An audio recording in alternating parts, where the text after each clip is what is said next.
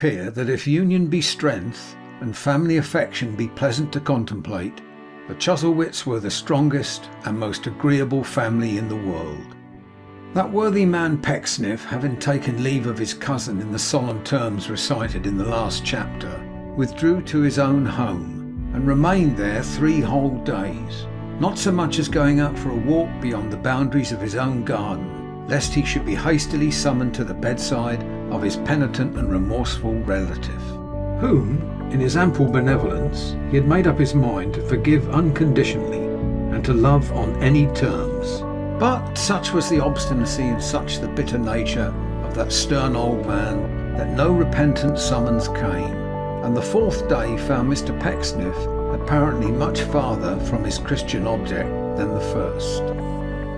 During the whole of this interval he haunted the Dragon at all times and seasons in the day and night, and returning good for evil, evinced the deepest solicitude in the progress of the obdurate invalid, insomuch that Mrs. Lupin was fairly melted by his disinterested anxiety, for he often particularly required her to take notice that he would do the same by any stranger or pauper in the like condition, and shed many tears of admiration and delight. Meantime, old Martin Chuzzlewit remained shut up in his own chamber, and saw no person but his young companion, saving the hostess of the Blue Dragon, who was, at certain times, admitted to his presence. So surely as she came into the room, however, Martin feigned to fall asleep.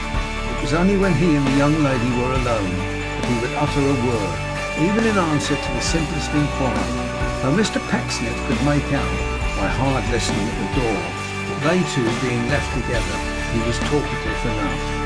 It happened on the 4th evening that Mr. Pecksniff, walking as usual into the bar of the Dragon, and finding no Mrs. Lupin there, went straight up the stairs, proposing, in the fervour of his affectionate zeal, to apply his ear once more to the keyhole, and quiet his mind by assuring himself that the hard-hearted patient was going on well. It happened that Mr. Pecksniff, coming softly upon the dark passage into which a spiral ray of light usually darted through the same keyhole, was astonished to find no such ray visible, and it happened that Mr. Pecksniff, when he had felt his way to the chamber door, stooping hurriedly down to ascertain by personal inspection whether the jealousy of the old man had caused this keyhole to be stopped on the inside, brought his head into such violent contact with another head that he could not help uttering in an audible voice the monosyllable "Oh!" which was, as it were, sharply unscrewed and jerked out of him by very anguish. It happened then, and lastly, that Mr. Pecksniff found himself immediately collared by something which smelt like several damp umbrellas, a barrel of beer, a cask of warm brandy and water, and a small parlour full of stout tobacco smoke mixed, and was straightway led downstairs into the bar from which he had lately come, where he found himself standing opposite to, and in the grasp of, a perfectly strange gentleman of still stranger appearance, who, with his disengaged hand, rubbed his own head very hard, and looked at him, Pecksniff, with an evil countenance. The gentleman was of that order of appearance which is currently termed shabby genteel, though in respect of his dress he can hardly be said to have been in any extremities, as his fingers were a long way out of his gloves, and the soles of his feet were at an inconvenient distance from the upper leather of his boots. His nether garments were of a bluish grey, violent in its colours once, but sobered now by age and dinginess, and were so stretched and strained in a tough conflict between his braces and his straps that they appeared every moment in danger of flying asunder at the knees. His coat, in colour of blue and of a military cut, was buttoned and frogged up to his chin. His cravat was in hue and pattern like one of those mantles which hairdressers are accustomed to wrap about their clients during the progress of professional mysteries. His hat had arrived at such a pass that it would have been hard to determine whether it was originally white or black, but he wore a moustache, a shaggy moustache too, nothing in the meek and merciful way, quite in the fierce and scornful style, a regular satanic sort of thing, and he wore, besides, a vast quantity of unbrushed hair.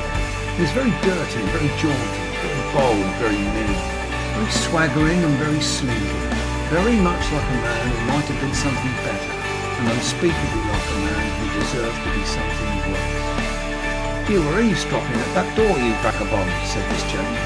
Mr. Pecksniff cast him off, as St. George might have repudiated the dragon in that animal's last moments, and said, "Where is Mrs. Lupin, I wonder? Can the good woman possibly be aware that there is a person here who—" "Stay," said the gentleman. "Wait a bit. She does know. What then?" "What then, sir?" cried Mr. Pecksniff. "What then? Do you know, sir, that I am the friend and relative of that sick gentleman? That I am his protector, his guardian, his—" "Not his niece's husband, are you?" interposed the stranger. "I'll be sworn, for he was there before you." "What do you mean?" said Mr. Pecksniff with indignant surprise. "What do you tell me, sir?" "Wait a bit," cried the other. "Perhaps you are a cousin. The cousin who lives in this place." "I am the cousin who lives in this place," replied the man of worth. "Your name is Pecksniff," said the gentleman. "It is." "I am proud to know you, and ask your pardon," said the gentleman, touching his hat, and subsequently diving behind his cravat for a shirt collar, which however he did not succeed in bringing to the surface. "You behold in me, sir, one who has also an interest in that gentleman upstairs. Wait a bit." As he said this, he touched the tip of his high nose by way of intimation that he would let Mr. Pecksniff into a secret presently, and pulling off his hat, began to search inside the crown among a mass of crumpled documents and small pieces of what may be called bark of broken cigars, whence he presently selected the cover of an old letter, begrimed with dirt and redolent of tobacco. "Read that," he cried, giving it to Mr. Pecksniff. "This is addressed to Chevy Slyme, Esquire," said that gentleman. "You know Chevy Slyme, Esquire, I believe?" returned the stranger. Mr. Pecksniff shrugged his shoulders as though he would say, "I know there is such a person, and I am sorry for it." "Very good," remarked the gentleman. "That is my interest in business here." With that he made another dive for his shirt collar and brought up a string. "Now this is very distressing, my friend," said Mr. Pecksniff, shaking his head and smiling composedly. "It's very distressing to me to be compelled to say that you are not the person you claim to be. I know, Mr. Slyme, my friend, this will not do. Honesty is the best policy. You had better not. You had indeed." "Stop," cried the gentleman, stretching forth his right arm, which was so tightly wedged into his threadbare sleeve that it looked like a cloth sausage. "Wait a bit." He paused to establish himself immediately in front of the fire, with his back towards it, and gathering the skirts of his coat under his left arm, and smoothing his moustache with his right thumb and forefinger, he resumed, "I understand your mistake, and I am not offended. Why? Because it's complimentary. You suppose I would set myself up for Chevy Slyme, sir? If there is a man on earth whom a gentleman would feel proud and honoured to be mistaken for, that man is my friend Slyme. For he is, without exception, the highest minded, the most independent spirited, most original, spiritual, classical, talented, the most thoroughly Shakespearean, if not Miltonic, and at the same time the most disgustingly unappreciated dog I know. But, sir, I have not the vanity to attempt to pass for Slyme.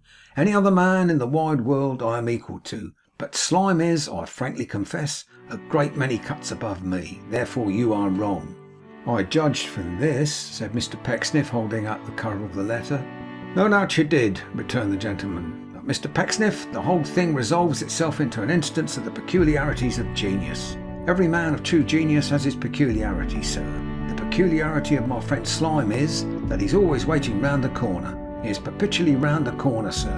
He is round the corner at this instant now," said the gentleman, shaking his forefinger before his nose and planting his legs wider apart as he looked attentively in Pecksniff's face. "That's a remarkable, curious and interesting trait in Mr. Slyme's character, and whenever Slyme's life comes to be written, that trait must be thoroughly worked out by his biographer, or society will not be satisfied. Observe me, society will not be satisfied." Mr. Pecksniff coughed. "Slyme's biographer, sir, whoever he may be," resumed the gentleman, "must apply to me, or if I am gone, that's what's his name from which no thingamabob comes back, he must apply to my executors for leave to search among my papers. I've taken a few notes in my poor way of some of that man's proceedings, my adopted brother, sir, which would amaze you. He made use of an expression, sir, only on the 15th of last month, when he couldn't meet a little bill and the other party wouldn't renew, which would have done honour to Napoleon Bonaparte in addressing the French army." "And pray," asked Mr. Pecksniff, obviously not quite at his ease, "what may be Mr. Slyme's business here, if I may be permitted to inquire, who am compelled by a regard for my own character disavow all interest in his proceedings?